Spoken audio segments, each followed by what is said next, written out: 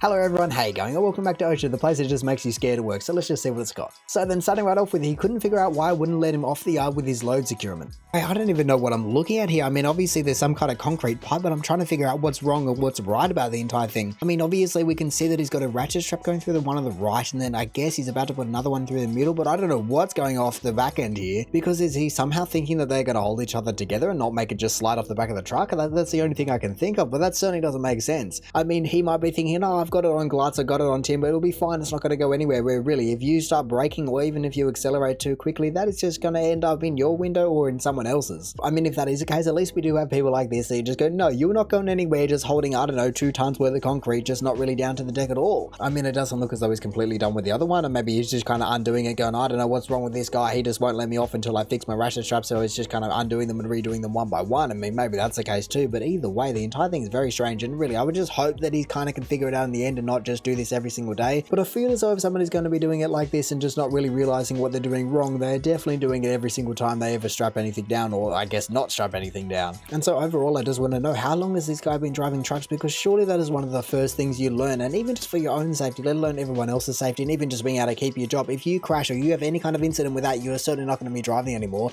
And so regardless of all the safety issues with that entire thing, the fact that people go, oh yeah, I would probably want to be able to keep my job, just makes me think that, I don't know, maybe this guy might be new to the entire thing. I mean, that certainly doesn't excuse the entire thing, but at least you can actually go, okay mate, you just can't be doing it this way, you need to actually do it this way. And he goes, oh thanks, this is my first day, literally, I've never done this before. And you go, okay, I guess that it's at least understandable. But scarily and sadly enough, there is just something about this sub that just is off-putting, and you go, yeah, I feel as though this person just does this every single time they drive anywhere. Extra spicy bucket. Oh, would you look at that, we have the classic OSHA post, just live wires just chilling in random spots. I mean, I certainly do agree with the title, because this one is extra spicy, being 480 volts just live wire. I mean, that's a lot of live wire, and I would love to know what it's just doing chilling there and why they haven't actually just, I don't know, disconnected it from the other end. But hey, I guess it has to be some kind of reason. It's probably just laziness, and probably because they already just did it at one end and they don't want to have to do it at the other end. But I guess either way, it's definitely a reason, not if it's right or not. But no, I would love to know what all that cable is for, because that is a lot of different wires in there. You know, you've got red, you got all the colors under the sun really, and so obviously I have no idea, but I can only assume there has to be a whole bundle of machines that just need 480 volts. So really, I have no idea why you would just be leaving that much wire just in an extra spicy bucket. I mean, speaking of the entire labeling system here, it's a little bit confusing, because usually we just get a danger, don't touch, and you go, okay, I guess I won't, but I don't know what's going on here. Whereas this person hasn't done any of that. They've just kind of gone 480 volts live wire and just made you assume the rest. And so I really don't know which one is worse. I mean, on one hand, at least you're getting a description, you can kind of just figure out that it's meant to be dangerous, but not everybody has an idea of electrics, and so you go, okay, 480 volts, I have no idea what that means for live wire, I have no idea what that means, but I just need to move this extra spicy bucket, and then all of a sudden you're just kind of on the ground. And so like I said, I would just love to know what all that cabling is going to be used for. Is it going to be used for an entire office or just what? Because there is so much there that I can only assume that it has a pretty decent purpose, but then again, if it really is that crucial and it just is unable to be disconnected, then I feel as though that should definitely be number one priority of finishing off and just terminating correctly. Management says it's fine / not an issue. Oh, okay then, we've got a 2-part photo system. I never mind these ones because at least we get a little bit of a build up. So this is what I can only imagine is going to be an air forklift tire, and so what are we going to have? 3, 2, 1, there we go. Oh, there we go. Oh man, that is one hell of a ball tire. You can even see, I don't even know what it is besides the kind of the reinforcement of the webbing of the tire underneath. So that definitely means that that tire is well past its due date, because it is one thing to be running slicks like the one on the right, but really to be having actual reinforcement of the entire tire just exposed on the left, that is just an entirely different level. And also considering the fact that this seems to be a dual rear wheel drive forklift, like you have 4 tires, that's one hell of a forklift, and so it's going to be taking a lot of weight. And so as well as this forklift is what I'm going to assume it is just having to take a hell of a lot of weight, it also just has 0 traction, and then also a tire might just explode all of a sudden. I mean, I guess going back to the title of the entire thing, it is certainly one of the worst situations you can be put in, because you're taught to kind of just report all these things, and then all of a sudden you report it and they go, no, don't report this thing, it's not anyone's concern. And so often people are put into a tricky situation where they're just going, I don't know what to do anymore, but I'm just not going to be driving that machine anymore unless I really need to, because I just don't want to be held responsible for anything that goes wrong with it, let alone the fact that, like I said, it has 0 traction, and so if I lose control and actually just run into someone or run into anything, then really that is going to be a hell of a lot of consequences on my hands. Because honestly, you can look at that and go, yeah, that certainly doesn't look good, especially the one on the left, but it isn't until you come back to this first image here and you just go, oh my goodness, that tire is meant to be like the other tires. There is no kind of correlation there at all, because I am fairly sure that you can actually get some forklift tires that look kind of like this. I mean, obviously not this one down, but you know, just without all this tread that this first image has. As here we go, I don't think I could have picked a worse image, but you can kind of get what I'm talking about. You know, you have complete slicks somehow, and then you also have kind of these indoor ones, and they work their way up from there. And so if you compare kind of the white one to the third image here, you can kind of go, yeah, I guess they're worn down, but they don't look crazy. Whereas actually when you see how much tread the second one has, you go, oh yeah, that is definitely a lot of wear just there. And so like I said, I'm just completely dumbfounded that management going, yeah, no, it's completely fine. You know, we're happily just take a multi-million-dollar lawsuit if anything goes wrong, and really we'll just run that risk, I guess. Confiscated at a large commercial construction site. Wait, we've got another 2 photos, but I don't need 2 photos to look at this.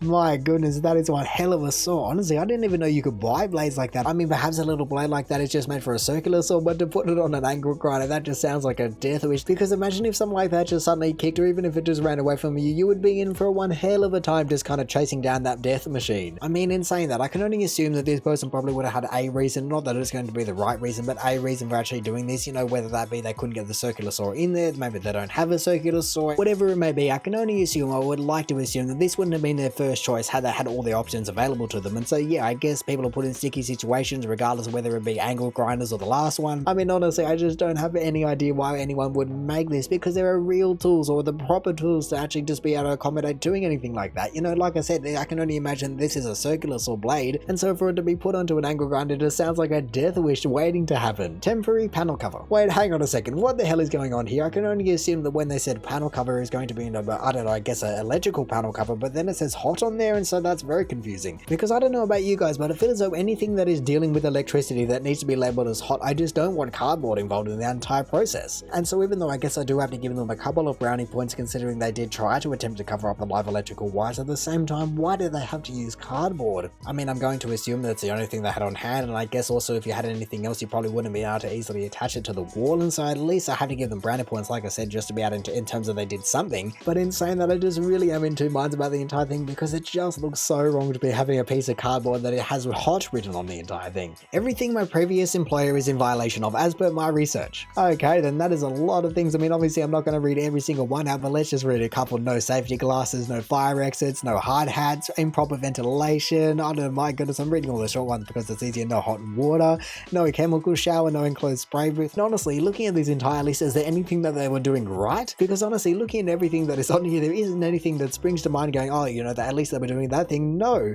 I mean, honestly, how dangerous is this entire workspace where you're going, okay, there is no potable water, there is no designated spray area, there is no first responder, there is nothing on site whatsoever that is actually dealing with safety in anyone's regard. And so honestly, I feel as though the best thing about this entire list, or even just the safest part about this entire list, is just the fact that this person said it was their previous employer, because there is no way that I would ever want to be working for a place like this that has all of those, well, I guess, I don't, what do you call them, infractions? Because I'll be honest, there isn't too many places that are going to be able to get a 100% score where they haven't missed a single thing, whether they actually just do it on purpose or not. But for these people to be missing every single one of these, like no hard hats, no fire exits, like those are the common ones, and so you couldn't even get those, like that seriously says a lot about the entire workplace, doesn't it? And also, you know what is probably the worst thing about this entire list here is the fact that if you brought any of these things up, they would just brush it off, just like the forklift people did. You know, they go, oh, just stop getting your nose into things you shouldn't be worried about, just hurry up and do your job. I asked for a cut, I received the Shin Guillotine. Oh, well, that is what we like around here, isn't it? Look at that, just the fact that you've got these perfect corners and everything else. I mean, it looks as though there's a little bit on the side still, but honestly, that front edge is just deadly. Really, it just makes me wonder how many times that has been run into, or just what is meant to be there in terms of, is it meant to have a little bit of a rubber stopper like the other end does, or what is going on? Why is it that broken? Because obviously the card isn't new and there's nothing wrong with that, but man, has it had a hard life. I mean, I guess if nothing else, it certainly just makes sure that you stand at the kind of, I guess, the pushing end instead of the other end, because you don't want to be losing your calf muscle or your shin either way. It's going to be bad. And so I guess thinking about it, that means that the person pushing the trolley is actually the safest person in the room, you know? It's all of a sudden you turn a corner, you just have this, it's just facing you down, you go, oh my goodness, I'm running away from that thing, or I'm losing my shins. But no, either way, I just would have loved to see your reaction when you were given this thing. You go, really, this is the best you can do for me? I need to transport something, not actually just murder someone. And also, thinking about it now, even though you might say, oh yeah, just decommission it, get rid of the entire thing, that isn't just going to work for everyone, and it certainly isn't going to happen in a lot of workplaces. And so I feel as though if nothing else, just take a hammer to the front edge and just kind of whack it down so it's not a shin opener. You know, you can see on the sides that it's actually a little bit of a flat edge, and so yeah, you might kind of whack your shin, but at least you're not going to cut it open. Or as a second option, perhaps you just actually just come down here, chop the entire front gnarly edge off, and then just kind of, I don't know, get that little bit of a strip, the rubber strip, and just kind of put it back on, and we're good as new then. I mean, obviously it's good in theory, but let's be honest, none of those things are actually ever going to happen, because if they've let it go to that extent, really no one cares anymore about the entire thing. They're just waiting for either for it to break, or even perhaps until someone actually does get a serious injury and they go, okay, I guess it's time for it to go. But really the entire thing, you just go, oh man, can I just get a better trolley if nothing else, please? And so now finally, for the top of the one for OSHA, we have when you don't properly secure your load.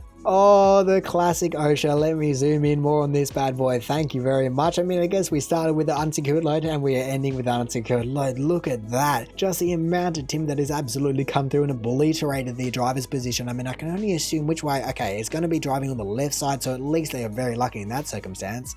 But no, man, every single time we see one of these, it certainly seems as though the person somehow survived it. But really, you go, how to know how? Because even though the driver obviously could have been squashed by literally an entire truckload of wood right there, really all it would take is just one of these little boards right to the back of the head, and well, I feel as though you'd be gone then and there. And so yeah, the entire thing, like I said, at least we understand why the person in the first place wasn't letting the guy leave, because this kind of thing had happened. Or on the other hand, maybe you just end up sending an entire pallet of wood through someone else's window. And so yeah, either way it's not good, but man, it just teaches you to secure the load no matter how big or small. I mean, hey, I certainly hope that this person was alright, and really considering the fact that this looks like a US police officer, I can only assume they're going to be driving on the left hand side of the truck and there doesn't seem to be any timber there, and so I definitely have my fingers crossed that this person was completely fine. But yeah, obviously we've seen some worse ones than this, and that's just a scary thing, you know. This is a lot of timber, where we've seen some ones where the entire front cabin, the entire prime mover has just been ripped apart by a whole bunch of metal, or it's either wood or metal, I think, generally. And so I guess, like I said at the start of the video, this sub can be very scary in some circumstances like this one, to know that he's driving out there on the road. But at the same time, if you actually just take all of these things that these people are doing and just do the opposite, like you secure your load properly, you do all these things, then I feel as though you can actually just treat it like a little bit of an educational resource about what not to do as well. But anyway, that is going to do it for the top of the month for OSHA, so thank you for watching. If you did enjoy the video, feel free to do the YouTube algorithmic things down below and let me know if you had a favorite post out of any of these. Other than that, we check out awesome posts all over Reddit, so make sure you check some of the other videos out now. Or hey, maybe you even just want to consider subscribing so that you don't miss another one of these in the future. But all in all, have a good one and see ya.